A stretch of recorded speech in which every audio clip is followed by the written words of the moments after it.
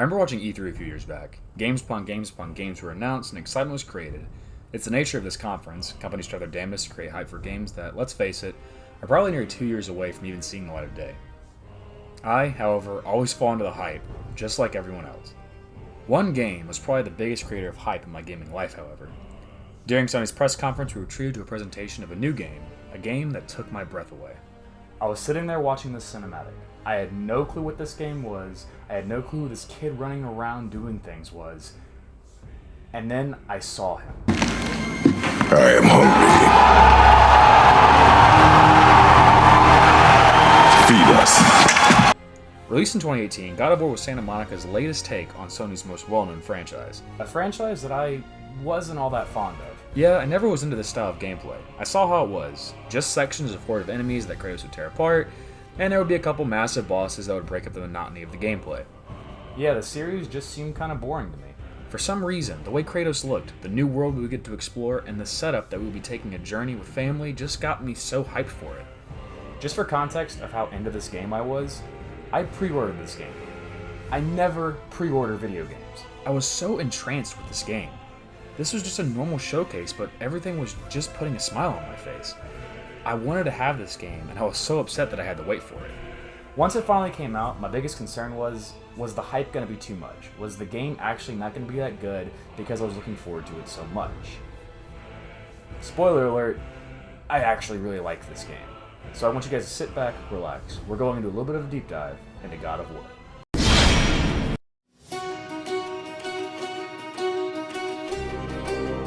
Since I didn't play the other games in the series, my biggest concern was being absolutely lost. I had no clue of Kratos' origin, except for the fact that he was, well, the God of War. I also had no clue why the setting changed from Greek to Nordic. A lot had changed, and I was afraid that the change would isolate newcomers to the series, such as myself. That, however, is not the case. While there are definitely parts in this game that connected to the others, this definitely feels like its own thing. The story starts off with a quick understanding of where the characters are right now. Kratos has been living in hiding after his fall in Greece. He had a wife, but she unfortunately passed away off screen. If you're not deep into the story of God of War, it doesn't take long to see that Kratos is always around tragedy. But his wife didn't leave him alone, because we now see that Kratos has a son by the name of Atreus, or as we will come to know him as... Boy! Kratos and Atreus' relationship is very interesting at the beginning of this game. Kratos is very standoffish to Boy throughout the majority of the game. He is very stern, gets angry whenever Atreus screws something up. In a sense, Kratos feels like a very bad father. Or so we think. There are moments in this game that actually show the reason Kratos is the way he is. Occasionally we see that Kratos is trying to be the dad Atreus needs. We can hear him saying things like he doesn't have the strength to do this without his wife, and when the journey is over, Kratos finds the ability to actually be there for his son. The game is about growing closer to Atreus. Look at the journey itself. It's actually pretty simplistic. Kratos and Boy are taking their loved one's ashes to the top of the mountain so they could spread them across all of Midgard. In a sense, that's the overall story of the game. Oh yeah, there's also this god, Baldur, who kind of just shows up to apparently take on Kratos and hopefully be the one to actually kill him. It's this moment where these two are forced to make the journey, even though Kratos believes that his son isn't ready. But that doesn't matter. These two need to stay on the move to hopefully avoid this stranger that appeared on their doorstep. And this is when the core part of the story begins. As we take our journey to the mountain, we begin to learn more and more about our characters. We learn that Kratos has kept his godhood away from his son, and also has kept his son's godhood secret from him as well.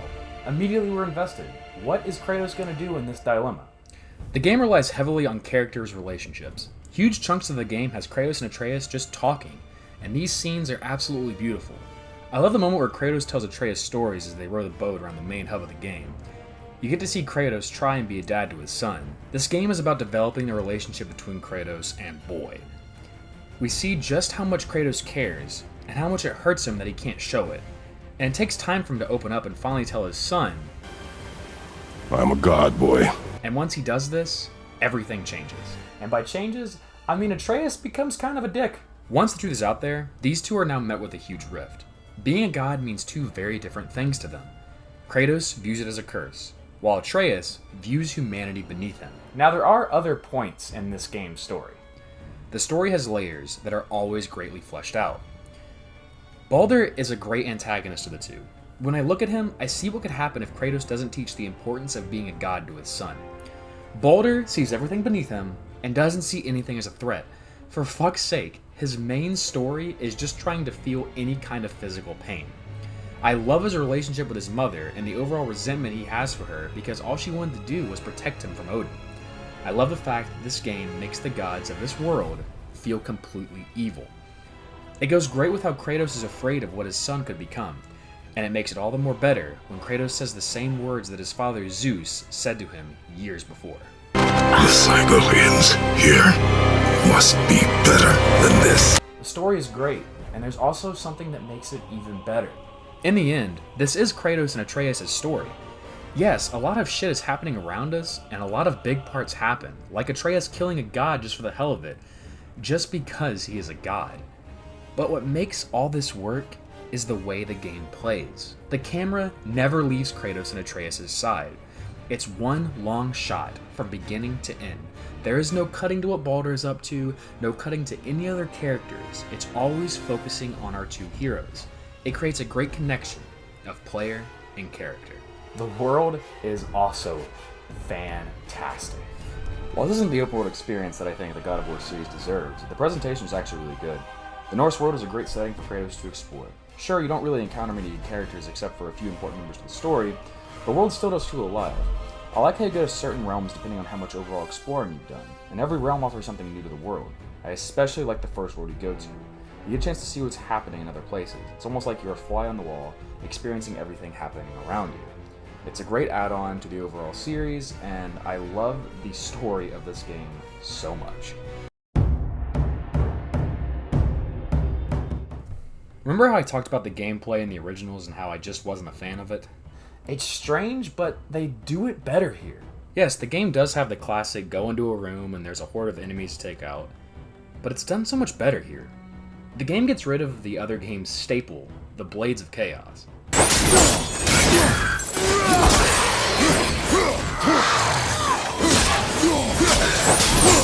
For about half the game, and replaces it with the Leviathan axe. And I fucking love this axe. It has some real weight to it, and is able to be leveled up throughout the game per light RPG rules, and I love the fact that it controls like Mjolnir, by being able to call it back to you with a simple press of a button.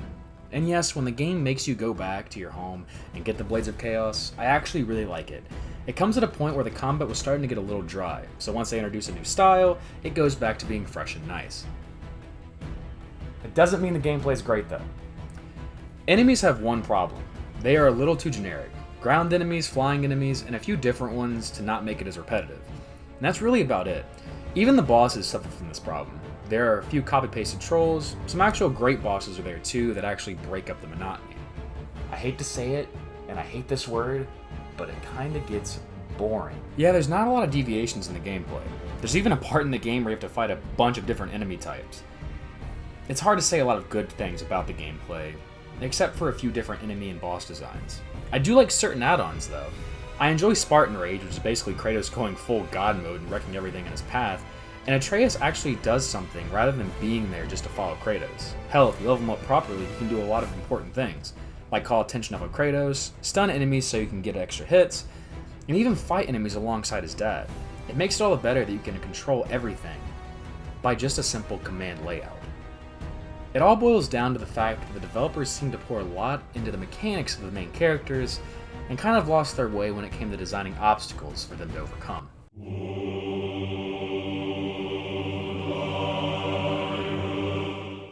What's odd about this game is the very big lack of bosses. I don't really count the trolls since they are just normal enemies blown up to nearly 300%, and by doing that, there are just a few bosses in this game.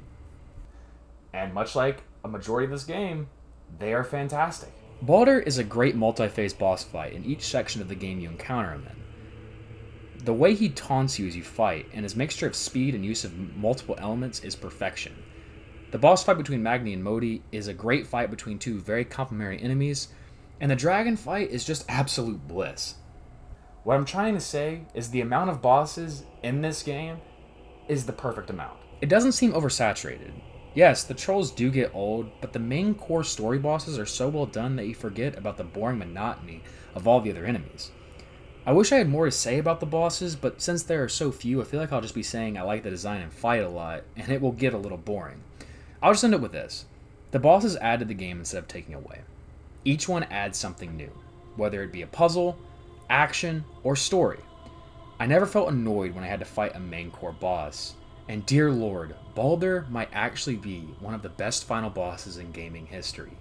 All the shit that happens as you fight him is crazy. It's awesome. I can gush about it for forever. I love the fact that you climb a giant while you fight him. The way it ends also hits you so hard. It's just so well done.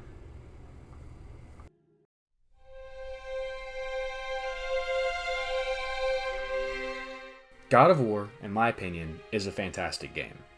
I still remember the E3 hype for it. I went nuts the moment I saw Kratos, and I'm not even a God of War fan. This game is the first game I've ever pre-ordered. I never pre-order games. And when I played it, I fell in love with it. Yes, the gameplay is a little boring. It gets old after a while, and yeah, you get the Blades of Chaos, which makes it a little better, but then it starts to get boring again. But that's not the point. The point of this game is the story and character development. Let's just take a look at Kratos and Atreus. Atreus, at the beginning of the game, is scared, terrified, but he wants to prove himself to his dad. So he grows as the story keeps going. And then, about the midway point, he finds out he's a god. What would happen if you found out you were a god? You would think you were above all of humanity. So, that's what he does. Yeah, he's a little bit of a dick, and he pays for it, and his dad completely rips into him. It makes sense though. He's a kid who just found out he's a god. And in the end, he actually feels like he's grown. He's not the same kid that he was at the beginning of the game. Now let's look at Kratos himself.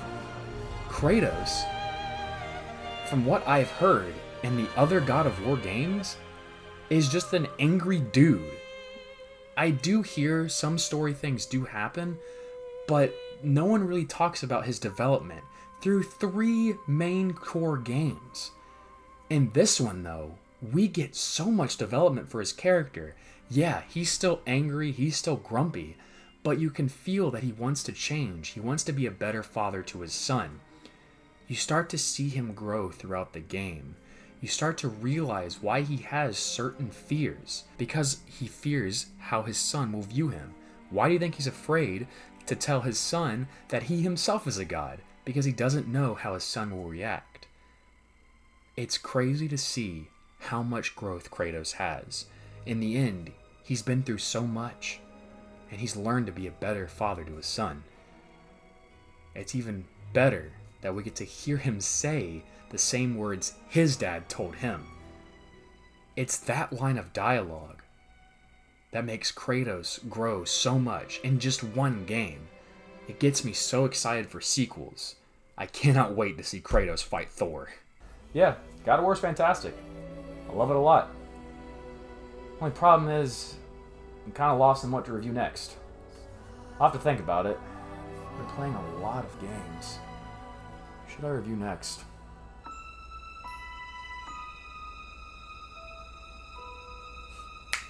Perfect.